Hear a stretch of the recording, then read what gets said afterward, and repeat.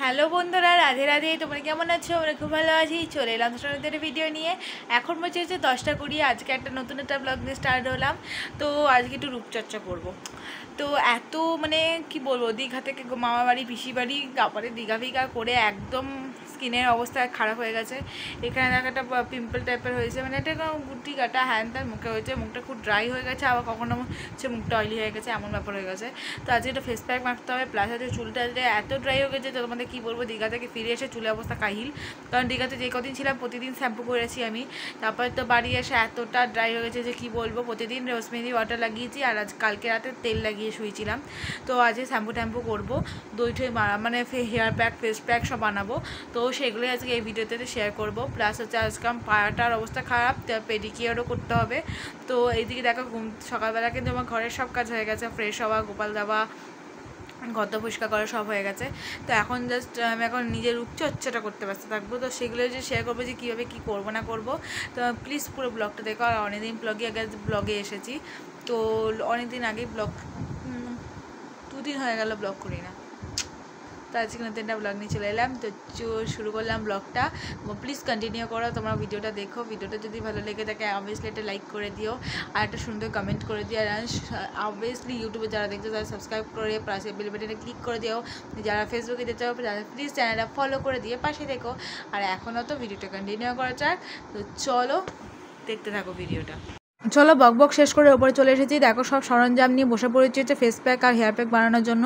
তো প্রথমে দেখতে পাচ্ছি এখানে দই থেকে মুলতানি মাটি থেকে সব কিছু নিয়ে বসে নিয়েছি। প্রথমে আমি ফেস প্যাকটা বানিয়ে নেবো। তো ফেস প্যাকটা কিছুই না, জাস্ট আমি এখানে নিয়ে নেবো হচ্ছে 1 চামচ হচ্ছে, এই চামচের হাফ চামচের মতো নিয়ে নিচ্ছি হচ্ছে মুলতানি মাটি, যেটা খুব মুখটা ক্লিন করতে খুব সাহায্য করে এবং মুখের র্যাশ ব্রণ সব কমিয়ে দেয়। 2বার মাখলে একদম এটা কমে যায়। তারপর নিলাম হচ্ছে পরিমাণ মতন হচ্ছে বেসন, নিয়ে এটা এখন একটু মিক্সড করে রেখে দেবো। পরে হেয়ার প্যাক বানানোর পর আমি কিন্তু এটা জল দিয়ে গুলে মুখে মাখে নেবো। তারপর দেখো এখানে আমি রেড কাউয়ে টক দইটা ইউজ করছি। দেখো এখানে আমি হাফ বাটি মতো টক দই নিয়ে নিয়েছি। এখন তেল দেবো, তারপর বেড়ে যাবে, কারণ আমার আরও লাগতো, যেটা আমার একদম পরিমাণটা খুব কম হয়ে গেছে। তারপর 2 চামচ হচ্ছে ডাবল আপনার তেল নিয়ে নিলাম। তোমরা এখানে নারকেল তেলও নিতে পারো, যে কোনো নারকেল তেল, যে কোনো আমড়া তেল ইউজ করতে পারো। আমার এখানে কাছে নারকেল ছিল না বলে আমড়া তেলই নিয়েছি। তারপর হালকা একটু মিক্সড করে নিয়ে তারপর দেখো 2 চামচ আমি এখানে সর্ষের তেল ইউজ করে নিলাম। তো সর্ষের তেল চুলটা কালো করতে সাহায্য করে, এবং আর এই যে দইটা, টক দইটা আর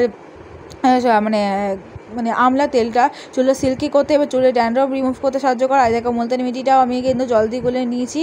আর এইদিকে দেখতেই পাচ্ছ আমার হেয়ার প্যাক ফেস প্যাক বানানো কমপ্লিট। আর এইসবই শিখিয়ে হচ্ছে আমার ঠাম্মির কাছ থেকে।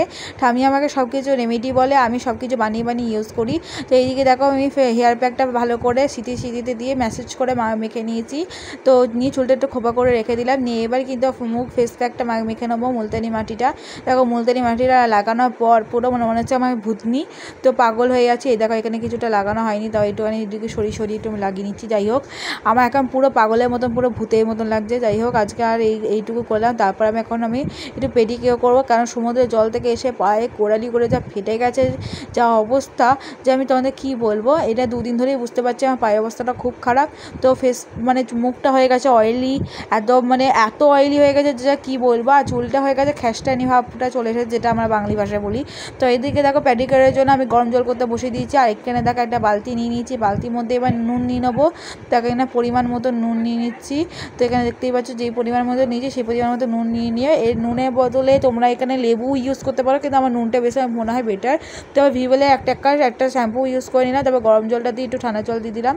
তো এবার দেখো আমি পাটা ডুবিয়ে দিলাম। এবার ভালো করে আমি এই যে কিছুক্ষণ চুবিয়ে বসে থাকবো। আর এইদিকে দেখো পাটা একটু ঘষে নিয়েছিলাম, ঘষানি দিয়ে এখন বাজে 11টা 5 বাজছে। আর এইদিকে দেখো আমার কিন্তু অনেকক্ষণ ধরে পাটা চুবিয়ে বসেছিলাম। পাটা ঘষার পর অনেকক্ষণ বসার পর পাটা পুছে নিয়ে উঠে পড়েছি, দেখতেই পাচ্ছ। আর এইদিকে দেখো আমার কিন্তু এখানে ফেস প্যাকটা রিমুভ করে দিয়েছি, ভালো করে মুখটা ডলে মুখটা রিমুভ করে দিয়েছে। এইদিকে একটা পিম্পল টাইপের হয়েছে, যেটা আমার একদম চলে গেছে, একদম মুখটা ক্লিন হয়ে গেছে। মনে হচ্ছে একদম একটা সুন্দর একটা ফেস লাগছিলো আমার, যে তোমাদের কী বলবো। তো যাই হোক, মুখটা খুব সফট হয়ে গেছে আর দেখো অনেকটা ক্লিন হয়ে গেছে। এবার আমি চানটা করে চলে আসবো। দেখো চান করে চলে এলাম। ভিভেলে 4টে শ্যাম্পু দিয়ে ইউজ করলাম, কন্ডিশনার ছাড়াও। যে মানে তোমরা যদি টক দই ইউজ করো তাহলে এমনি কোনো কিছু ইউজ করতে হয় না। তো তারপরে দেখতেই পাচ্ছি এই দেখো আমি কিন্তু আয়ুরের মুলতানি মিট্টিটা ইউজ করি। তোমরা যে কোনো মুলতানি মিট্টি ইউজ করতে পারো, কিন্তু আমার মনে হয় এটা খুব ভালো। তো যাই হোক, তারপর আমি কিন্তু এবার এর কিছুক্ষণ পর আমি চুলটা ছাড়িয়ে নিয়ে তারপর কিন্তু আমি স্টিক্সের সিরাম ইউজ করবো। তার আগে তাকে একটু গোপুদের মুখটা না দেখালে হয়, প্রতিটা ভিডিও গোপালকে না দেখালে হয়, যার জন্য আমার এত কিছু। তো গোপালকে একটু দেখিয়ে দিলাম। তারপর দেখো আমরা সবাইকে বলে রাখছি যে তোমরা স্টিক্সে হেয়ার সিরাম ইউজ করতে পারো, খুবই ভালো ফলাফল পাবে। আমি এটাই করি। তো চলো ভিডিওটা এই পর্যন্ত। ভিডিওটা ভালো লাগলে লাইক কমেন্ট শেয়ার করতে ভুলো না, চ্যানেল সাবস্ক্রাইব পাশে দেখো। এখন তো টাটা, দেখা হচ্ছে নতুন একটা মিষ্টি ভিডিওতে। আর তোমরা কেমন আছো অবভিয়াসলি কমেন্টে জানিয়ে, আর তোমরা কীভাবে নিজের রূপচর্চা করো সেটাও জানিয়ে। এখন টাটা।